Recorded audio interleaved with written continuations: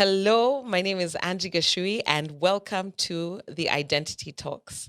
Identity Talks is a space where we explore various aspects, perspectives, and approaches to diversity, equity, and inclusion on the African continent. This episode is brought to you by New Faces, New Voices, and Women Win. And today, I have the pleasure of featuring Iram, and Iram will tell us all about who she is. And today we're going to be talking about disability inclusion. Karibu Iram.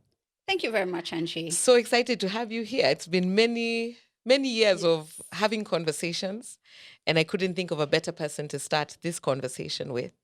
And so maybe you could just tell us a little bit about who you are, what you do, and why you are passionate about what you do. Thank you very much, Angie. Who am I? I'm Iram, married with three kids. Basically, very passionate about disability inclusion. Been in the space informally for about 10 years, but formally about 4 years, and mainstreaming it within the public and private sector. Okay. Interesting on why I do it. Yeah, why do you do it? Why do I do it? Because it's leaving nobody behind. Yeah. And that includes myself and yourself. Yeah. Remember, at least 7 people out of 10 will experience disability once in their lifetime. Wait, what? 7? Out of 10 people. 7 out of 10. Yes. Will experience disability once in their lifetime. And that could also mean when you're old. Yeah. Right? So when you build a mansion and you have your bedroom with your jacuzzi at the top, remember once you hit 70 in retirement, you go back to that SQ down there you did not consider. So that's the thing. That's the reason why I'm in this space. Yeah, just enlightening people and preparing for ourselves. Okay, before we go into like maybe a technical-ish definition of disability inclusion, I think especially, definitely in the Kenyan context and in the African context, when we think about disability, it feels like such a taboo thing or such a place where we feel pity for people. And so what strikes me about this 7 out of 10 is that's 70%. I'm making it evident, guys. It's 70%. And when you say once in a lifetime, it also doesn't suggest that it is always a permanent situation. We have people who have temporary disabilities. It's actually making me think my mother just broke a wall to create a door on the ground floor to a guest wing for easier access. There you go. Right? And it may not seem like, she's not on crutches. Yes, she has some restrained mobility, but that ease of accessing something is so important as she enters into her later years. And we don't think about it. We really don't.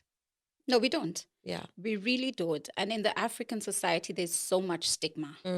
So here you are, a person with disability, you're either cursed or somebody has done juju for you. Yeah. So there's nothing really that is solid that just says you're a person with disability and that's it. That's fine, right? Over and above that, there's also the charity model of, oh my days, it's a person with disability, he needs to be given, tithe or little sadaka, whatever it is. Yes. But it's not, because in essence, I have personally experienced it with somebody I was working with who was on a wheelchair. Yeah. We're busy in a conversation and somebody walks across and just puts his hand in the pocket and drops Gives him and something. This is a guy with a master's. He has no need for your money. Wow.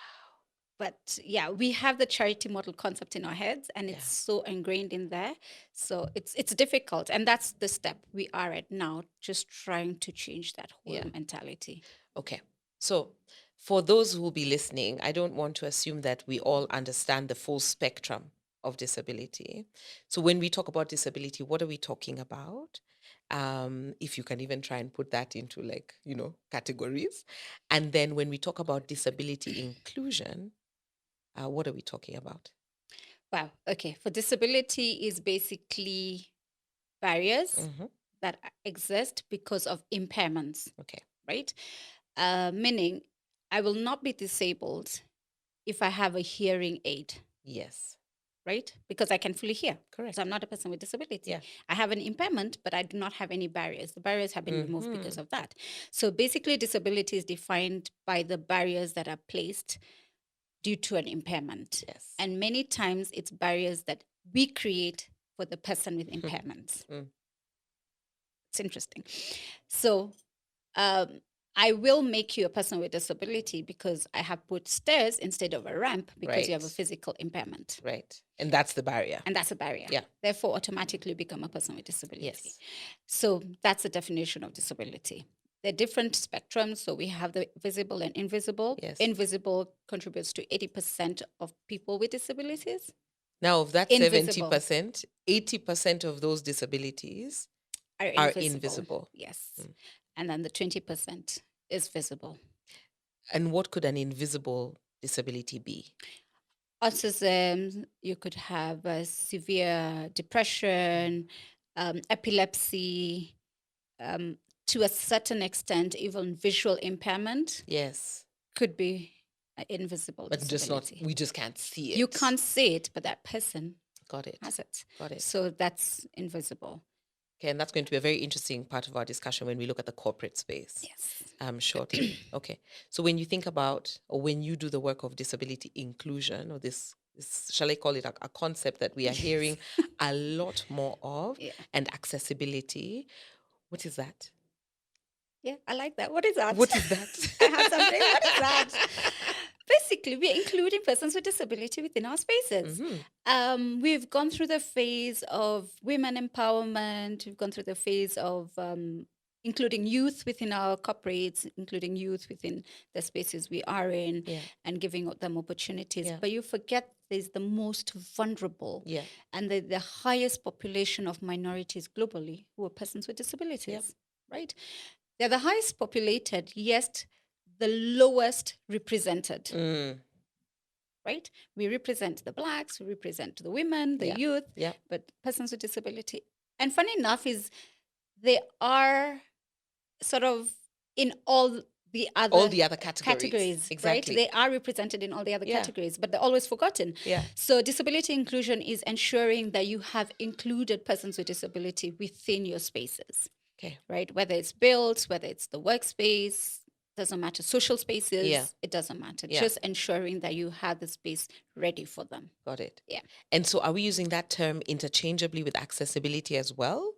Or are those two things different? No, it's together. They're together. They are together. Okay, cool. So let's bring it home. Because now we've set some context. We understand what we're talking about. We understand the basics of disability inclusion and accessibility. What we really want to talk about is this in the Kenyan context. And I'd like us to focus in the Kenyan corporate context. I'm sure that there are political contexts that we can explore. We can explore it in society, but there's a tremendous opportunity because we have a working population, and that working population is either in entrepreneurship or they are in corporate spaces and organizations, and at a minimum they are consumers of whatever the corporates are doing. And one of the key focuses for us is to look at how can corporates in Kenya become more inclusive, become more committed and deliberate to the space of diversity, equity, and inclusion, and in this case, disability inclusion. So the question is, why should Kenyan corporates care about disability inclusion? There's a big business value in it, but there's also the what would I use? The natural instinct of living, like almost like a moral. It's the like a moral moral obligation. thing. Yes, right. It's a moral obligation not to leave anybody behind. Yeah, these are people who have degrees, who have gone to universities. Yeah, I met one. Well, I didn't meet a very good friend of mine. She's got severe cerebral palsy. Has 2 masters and a bachelor's. But nobody's going to hire her. On the simple basis of you're a person with disability, you need a scribe because you cannot type. And type, Right? So either you use text to voice or you need a scribe to do it. You need a carer with you 24/7. So it's an extra cost. Yeah. If the office is not accessible, then how are they supposed to? So there's a whole thing around that. But then in Kenya and globally as well, remember 70 to 80% of disabilities are acquired during working life. You're No, not wait, born what are with you it. saying? Yes, yes. So are you saying working life in terms of my working years? Yes. Or So probably from the age of 18, 22 yeah, to your 60 okay. is when you acquire disability, either through illnesses or through accidents, anything, right? And so if it happens during your working life, then what happens? Yeah. If your office is not ready for you, if your working environment is not ready for you, then you're declared redundant. Yeah. That's not the space we all want to be in, No. right? And then 80% of that is invisible. Yeah. Remember? So I get into severe depression, but I don't declare because the office does not Have any support have systems any for support it. system for it. So we're there struggling because we've got to put bread on a table, Yeah. but then it's not a conducive environment for all of us. Yeah. And that's where we are in Kenya. The rest of the world has progressed to a A little certain degree, bit. but we are not behind in that journey. We are not behind. No. There's a lot of shouting that's happening, a lot of advocacy by people with disabilities and without disabilities who are out there and showing the business value as well. Because remember, as you said, they're also customers, Yeah. right? So if I'm producing, for example, pads, Like sanitary towels. sanitary towels, Yes. right? And I have a lady who's got a physical impairment sitting on a wheelchair and working for me, they'll be able to give me the advice that this does not work for a person on a wheelchair. Yeah. Right? Because they know through what experience works. what works. Yes. So we are able to create products that are inclusive also if we bring them on board. So it feels a bit like a chicken and an egg situation Yes, to it me. is. Because, I work in an organization and, I set myself up as I know best. Somebody who is not dealing with that impairment or any kind of impairment for that matter. And so I set my space up for that. And I do not know what would be required for somebody who has an impairment or what constitutes a barrier. Assuming that we haven't done the research, we haven't spoken to Iram. Iram has told us everything we need to know about removing barriers. So I don't know. So I set up my space the way it is. So inadvertently, I have created barriers, but I don't have them working for me yet. Okay. And so then we just proceed with our lives as we are, and we're happy and we're comfortable. And then we hear a lot about this disability inclusion and the importance of, in my space, I focus a lot about bringing in diversity into the organization and making them feel included. So then we go on a journey to say, where are all these individuals? Where are all these talents? This individual you're telling me who has, such a great level of education, I decide I want to bring her into my organization. So then I worry, am I being tokenistic by looking for somebody who has or who is living with a disability so that they can come into my organization? Or do I hope that they're going to be able to see the job description? Because sometimes also those job descriptions are not in places where they might be able to access them. And then third, I know I'm asking stacked questions, but third, there's a question of investment, right? What does it cost? What changes do I need to make to the space to accommodate and to ensure accessibility and safe accessibility, by the way? Oh, yes. Let's be safe also, to those who are dealing with an impairment, and so that I can remove those barriers. Great. That's a question everybody asks. Yeah. Everybody. Yeah. Where do I get them?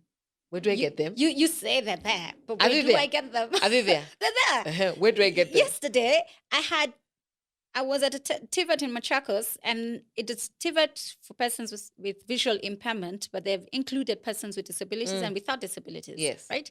And they're there. So the talent is there. Okay. So the talent is there. If you're struggling, come to me. I will tell you where they are. We'll put the details We'll later put at the they bottom. are there. You get them in TVETs, you get them in universities. Yeah. You get them, right? How do you create a space without a cost implication? Yeah. Not all persons with disabilities require a physical adjustment. Remember, for example, a person with albinism will probably just need a bigger screen or a screen magnifier because they're maybe a fact I need to tell you is a person with albinism is detected through the eyes. It's actually a visual impairment. It just also has a manifestation that is I to a guess. certain degree. So Yes. there are people who do not have it on the skin, but it's detected through the Ah. eyes. It's lack of melanin in the eye. Guys, So we're they, learning. yes. So basically, what you do is you'll probably give them a screen Yes. and then extra time to, if they need to apply their sunscreen or whatever it is. So that's a reasonable accommodation they require. Mm. If it's someone with hearing impairment, you don't need to adjust anything. No, because they have, No, they don't have anything, right? but they might have their own hearing aid, for example. If they are low hearing impaired, Low hearing impairment. but Okay. if they're completely deaf, Yes. then there's no hearing aid, Yes. right? So what you do is the only extra cost that will come in is when you need a sign language interpreter. But then remember, in your workspace, on your day-to-day life, you don't need the sign language interpreter, Yeah. right? You also need to learn Yeah. how to How to communicate with communicate. other interpreters. Yes. So the interpreter comes in only during meetings, Got it. right? So what you do is look at where you are at now. Yeah. What can you accommodate? Yeah. And then start building action plans towards embracing all disabilities within your workspace. So start from where you are. Start from where you are. Never start thinking, oh my days, I don't have ramps, so I cannot be inclusive. No, start from where you are. You can always include somebody. Yeah. And I think also it's a mindset, right? Oh, it Even is. it has to start as a mindset Yeah. because the awareness that there are barriers all around us that are visible and invisible makes us start having a curiosity and sparking a conversation with somebody. Because I'm sure we all know somebody who has some form of impairment, whether visible or invisible.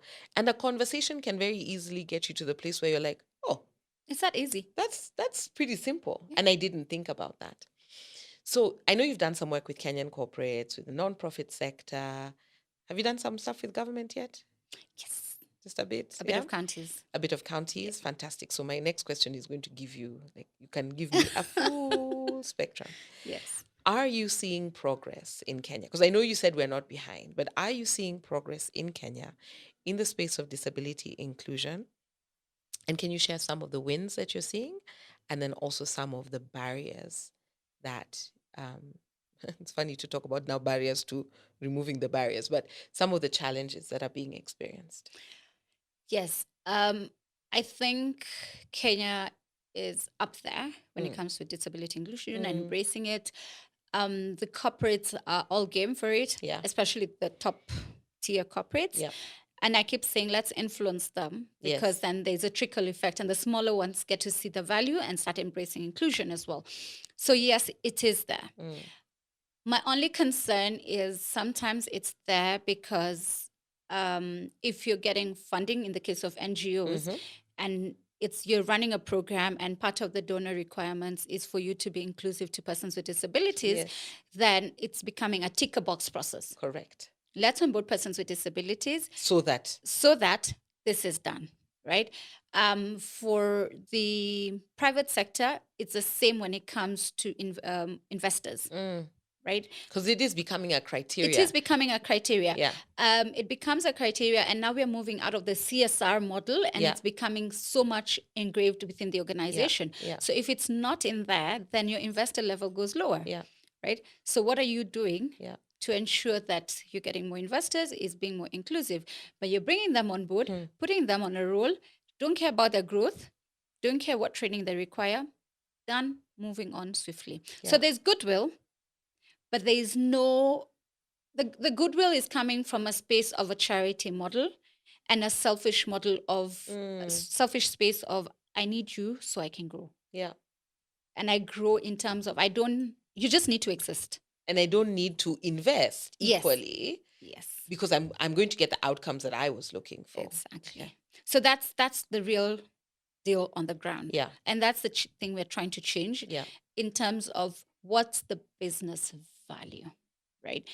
And the reports and research that has been done, one of them is by Accenture, where it says that organizations that have embraced disability inclusion to their core have doubled their revenues in 4 years.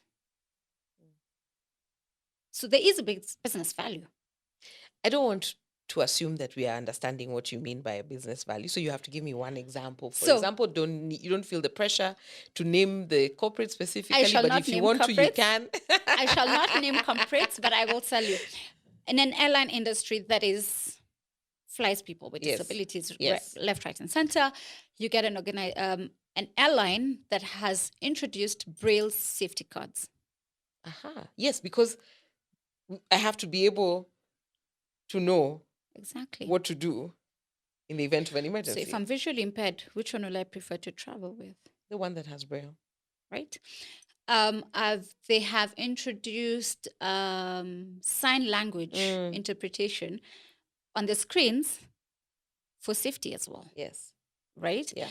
Over and above that, they have included persons with disabilities in the Yes. organization Yeah. to be able to assess in-house Huh. the gaps. And these are the outcomes that have come out from there. Yeah. Right? And that feels so basic. It's basic. It really feels but so the basic. impact is humongous. Yeah. Because you can imagine if you're flying worldwide and you have these things in place, that's a market that you had never thought tapped. of. Yeah. You had never thought of. Yeah. And here they are coming on board because you have people inside as well who are identifiable with them. Remember, again, if I identify with you for one reason or the other, we have a common thing together, I'll always come back to you. We gravitate. Exactly. Yeah. That's the same thing. And that's the same thing. We are having a conversation sometime back where I have a shop that's selling probably this plant. Yeah. Right. And the next shop is selling the same plant, but is being run by somebody with hearing impairment. Yes. Which shop will you go to? I would definitely. I would know. Right? Me. Yeah, you will come to me. I will come to you. Right? It's true. Despite that person having the same thing at a lower cost or probably even better quality, but just because you feel you cannot communicate with that person, then that's it. Yeah. But if that person employs, again, a person with who can hear, and the barrier has been removed and you will go then communicate. Yeah. And so those are the same things. Now reverse that and then see. So we are the ones who are making them disabled. Imagine if we lived in their world. Who would be disabled? Yeah. And I think if you flip that now on its head for a corporate space, we would think very differently. Yeah. If we actually understood, and I've encountered a number of individuals who, as you said, acquired their disability over their working life. And it was only at that point in time when suddenly they were on a wheelchair that they suddenly realized, oh, wait, how am I supposed to get from the ground floor to my office when there is no elevator? And when there's no elevator that is large enough for me and my wheelchair to fit in, right? And luckily they were in a senior enough position that they were able to negotiate and advocate for that to happen within the organization. But I think there's definitely an onus on leadership to make these decisions. Number one, not only for their employees. Number two, for their customers. Number three, even you had a funder who came in who happened to have a disability for any reason, or I should say an impairment for any reason, they wouldn't be able to access your building.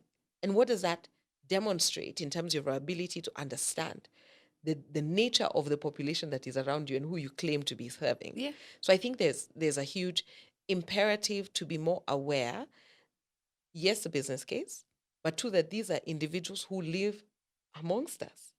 Yeah. And therefore, they should be able to access everything that anyone who does not have an impairment should be able to access. I feel that there's a knowledge gap. A huge one. Because I'm aware that we have policy, and we have provisions, we have benefits to corporates in Kenya specifically, should they, shall I say, comply with the requirements. Because there's a requirement, isn't there? There's a legal requirement. Maybe you can talk about that. Yeah, so basically, we have the policies in place. I don't think there's any country that has better policies in Kenya. We're winning. Well, We're we are winning. tops. Yeah. Kudos to Kenya with that. When it comes to implementation, that's another story altogether. We have rebates, tax rebates for corporates. So, for example, You need to build a ramp because of one of your staff members. They're able to refund. Yeah. Right. Our corporates are scared of that because sometimes it has a time implication. Mm-hmm. Right. Or it's also extra work on your desk. Mm-hmm. It's not worth the effort. Mm. Right. Well, if it's not worth the effort, but you can afford to do it, then do it. Then do it. Do it. Yeah. It doesn't cost much. Yeah. In the long run, it balances out, right? Mm. But yeah, we have that. We have the 5% of your total population need to be persons with disabilities. I keep saying you probably have an organization of only 90 and your attrition rate is at 0 point something, Yeah. right? Because you're the best of employers. Yeah. So Yeah. what do you do to include persons with disabilities? Yeah. Include them in your value chain. It doesn't stop you. Huge opportunity. Yeah. Get them as your suppliers, get them as your distributors. Yeah. Have you started thinking of how you can embrace more customers? Like Get them- literally think yeah. about products that would benefit Exactly. and are customized. Yeah.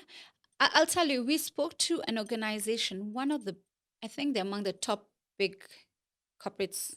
Well, I would say FMCG producers in Kenya. Yeah. Well, they're the top 10. Yeah.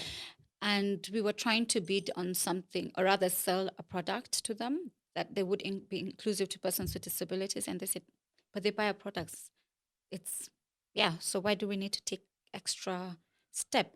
Like, what guarantee do they buy your products? And can you imagine if you included them in this process, then the market share would increase for you because they'd not stop buying from the rest It's and very start simple, buying from you. basic. Yeah, like- but the marketing manager was like, in fact, I was at a point of, okay, you know what? Leave that Just leave conversation. it. Just leave it. Because you didn't see the value. Yeah. You simply did not see the value. Yeah. And on top of that is if they choose to buy our products, they can buy it. If they don't want, fine. It's But not it doesn't their loss. actually harm you. It doesn't harm you because it's not their loss. It's a market niche you have forgotten. Yeah. And you have chosen not to embrace it because you feel you're top in that space. Yeah. So we've got value chain opportunity. You've got value which is chain opportunity. massive. And for us, we were pitching on value chain, not even direct employment. So it's massive because look at your distributors, look at your suppliers. So what do you need in your office? You need paper, you need coffee, you need sugar, You need pens, you're doing production, so you chairs. need your raw materials. Yeah. Persons with disabilities can supply everything Easily. Easily. And in fact, they will deliver even before you start chasing them. Yeah. Because they know what it means not to have that opportunity. Yeah. Okay. Right? So we've got value chain, we've got employment. We've got employment. And then obviously And then now we've got the whole other ecosystem. Yeah. Right? Because if you build one person with disability, remember you've built a household. So if it's a man with a disability, he's looking after a whole family. You've ensured those children go to school. Yeah. So it's an ecosystem you forget about. You build a restaurant that's not accessible. A family of 5 with invited guests of another 20 will not host the party there because your hotel is not accessible. Yeah. So that's lost market. And I think what's so powerful about what you're saying is, first of all, from a space of a lack of understanding or just a lack of, let me say, that information gap, right? It can then feel like such a daunting task because I don't know, and I don't want to make a mistake. And also we like to trip all over ourselves in terms of being politically correct. What is the right terminology? I don't want to offend anyone. I'm like, the intention must be the first place where they are human beings. Some have impairments. We want to remove the barriers. Yes. Full stop. Yes. Right? And so when you look at it from a whole ecosystem, in terms of, like we said, the customer, the supply chain, the employee, the funder, anybody else that you want to put in that ecosystem, small incremental things can get us to the place where we get to a level of more awareness, because once we start engaging directly, we begin to get rid of the stigma. Yeah. Because like you said at the very beginning, it's such a highly stigmatized I don't know, space. It's a space. Is the yes. word space? Yeah. It's such a highly stigmatized space. And then we start to panic about everything else around it. And it's not beneficial to anybody. It's not beneficial to the business. It's not beneficial to the employees. It's not beneficial to society. right? And I think that increasingly what I'm seeing with corporate Kenya is the recognition that we are not just here to make money. We are actually here to influence and to transform society in one way, shape, or form. Yeah. Whether it's in a CSR capacity, whether it's in, good business practices. If you think about all the businesses that have signed up to things like the Global Compact, there's a Yeah. commitment with the SDGs, there's a commitment with ESG principles Yes. running, there's a commitment to being better. And we cannot exclude those who are already experiencing significant barriers. Yeah. Um, And don't overthink it. yeah, Don't overthink it. Get them on board and then start the process. yeah. I keep saying that.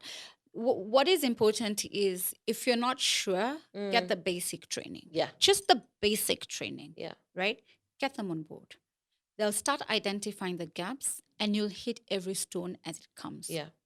right? Because if you start overthinking the whole process, you will never Of start. course not. You'll never start. And that's where we are with corporates. Yeah. Of oh my days, do we have policies that are governing us? Do we have protecting us? Do we have accessible spaces? Are our JDs accessible?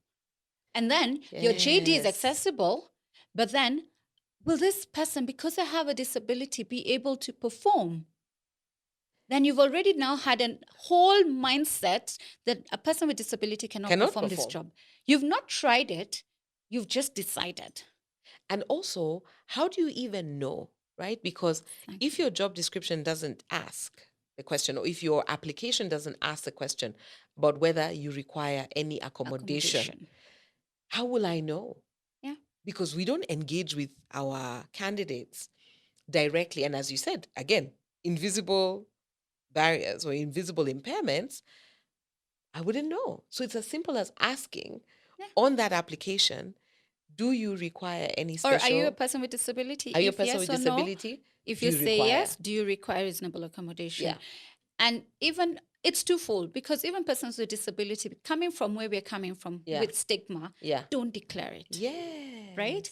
They don't declare it. So you find a person with disability applying for the job, passing the first round. Since COVID, we know the virtual world, so they'll pass the first round of interviews.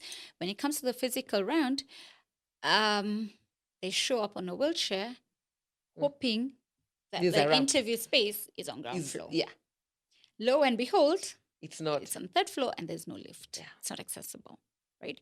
So it's twofold. We have to play our part, but they also have to play their part. Yeah. And it also comes from the space of self-advocacy. Are you able to speak about your disability? Yeah. Are you loud enough to say what are your requirements? Because remember, I might be a visually impaired person and you as well, but our needs are very different. Yeah.